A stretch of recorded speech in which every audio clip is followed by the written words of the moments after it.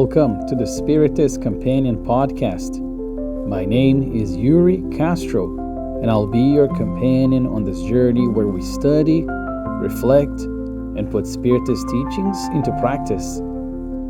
If you enjoy what you hear, don't forget to tune in every Monday, to follow our pages, to subscribe to our channels, and to share this podcast with someone else.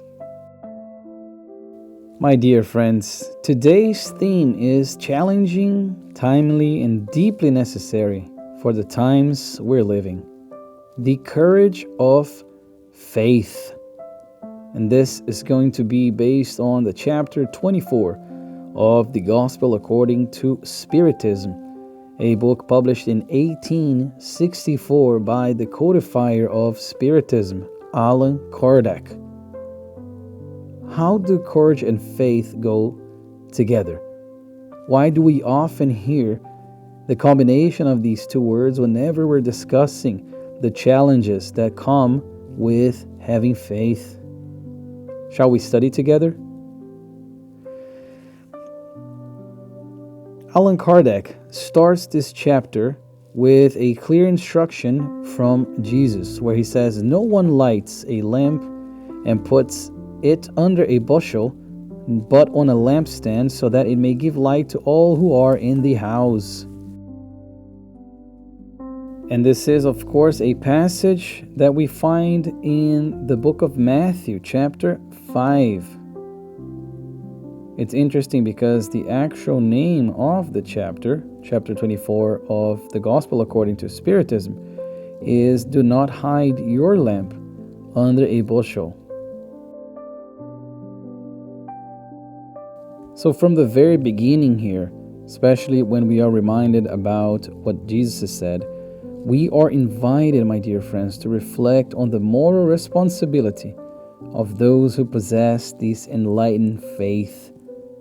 To have faith is not merely to believe inwardly. It is to allow that faith to illuminate, inspire, and transform the environment in which we live.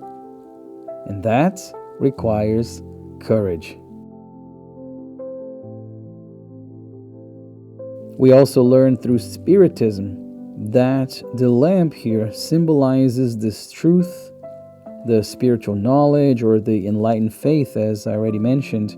And to place it under a bushel is to hide one's faith out of maybe fear, maybe convenience, or perhaps pride even, disguised as humility, as we often see. And that is why on chapter 24, Kardec is going to say, if faith is a light, placing it under a bushel is to stifle it. Letting it shine is to make it useful. As we also heard from Jesus, illuminating the entire house or everybody who's living in that house. True faith does not impose itself, but neither does it remain silent out of cowardice or out of fear, convenience, or, like I said before, pride disguised as humility. What is the courage of faith? Well, I'll tell you what it's not first. It's not fanaticism, it's not intolerance, not imposing beliefs or empty speeches. The courage of faith is coherence between what one believes and how one lives, faithfulness to one's conscience, even under criticism, serenity in the face of misunderstanding, trust in God above human judgment. This one is so important. This one is the courage of faith. It is how we see the courage of faith in action as well. True faith withstands not only reason, but also social pressure and all the pressures that come with all times of humanity. We can also think about the mission of those who have this enlightened faith. Because Spiritism did not come to create privileges, but responsibilities that come with the knowledge, of course. So whoever understands spiritual laws, understands the immortality of the soul, recognizes the law of cause and effect, perceive the continuity of life. In other words, cannot live as if they knew nothing. So enlightened faith requires moral posture, because once we know about these things, we can't simply ignore them again. Which is why we always talk about living Spiritism outside of the center for those who go to Spiritist centers. The courage of faith is manifested above all outside there. For example, when we're being honest, when the majority chooses shortcuts, when we're acting with charity where selfishness reigns, when we maintain serenity when provoked, when respecting others without hiding one's values. So it's not about talking about Spiritism all the time. It is about letting Spiritism talk or speak through our own actions. We do know that faith needs work. So faith without work, or works in plural as well, is dead. So the courage of faith lies in acting according to one's beliefs, even when it brings no applause, generates no obvious advantage, and is not understood. To have faith is to trust the spirits, to trust God. To have the courage of faith is to act based on that trust. And of course, it's easy to have faith when everything is going well, when life is easy, when things are going our way. What's difficult is to maintain faith when we are in pain, when we experience a loss, whenever we are victims of injustice. That's when true faith presents itself, because it does not prevent trials, but prevents the despair that comes when times are difficult, when life is not easy.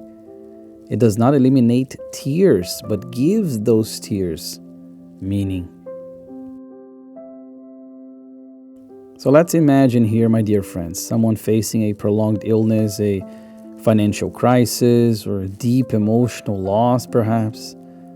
The courage of faith is not denying the pain, but it is not rebelling against God, as I'm sure we've done so many times before, haven't we? Not losing trust in life, not abandoning goodness, not closing oneself in bitterness. And that's why Spiritism teaches us that resignation, or active resignation, is one of the highest forms of courage of faith. And for those who are just joining this podcast, we also have a full episode on resignation that I recommend you check it out as well. One of the greatest challenges, implicitly pointed out in chapter 24, is the fear of what others will think as well. So I invite you to ask yourself, how often do you fail to act correctly to avoid conflict, or remain silent in the face of wrongdoing to be accepted, or abandon principles for social convenience? I know it's hard, but that's what Jesus was talking about. Placing the lamp on the lampstand in this situation means choosing fidelity to conscience over external approval. And especially nowadays, when everything is so broadcasted, when everything is so out there, we are fearing judgment. And that can be a problem when we're trying to put the courage of our faith into action. The courage of faith is not about convincing others, but about bearing witness. So somebody who has the courage of faith, or somebody even in the doctrine of Spiritism, is the person who inspires without speaking, consoles without promising miracles, and enlightens without wounding.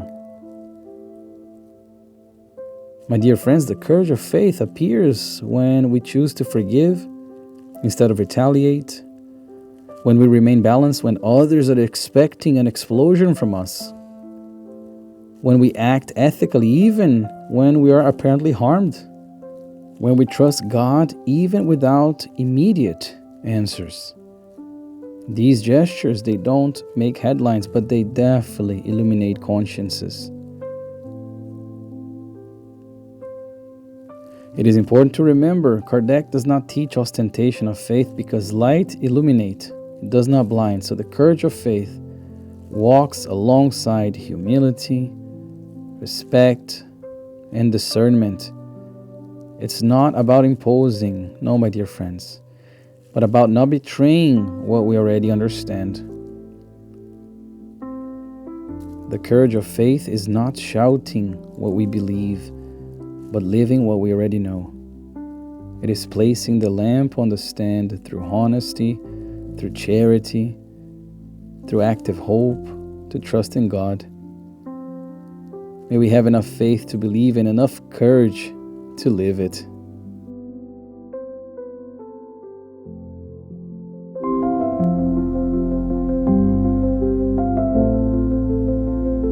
And just like that, we reached the end of today's episode. And I want to thank you so much for being with me once again, listening to the Spiritist Companion podcast.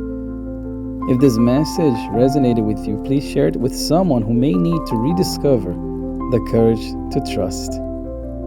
I hope we meet again next Monday. And until then, remain steadfast with the light of the gospel and the certainty that faith lived with courage transform paths.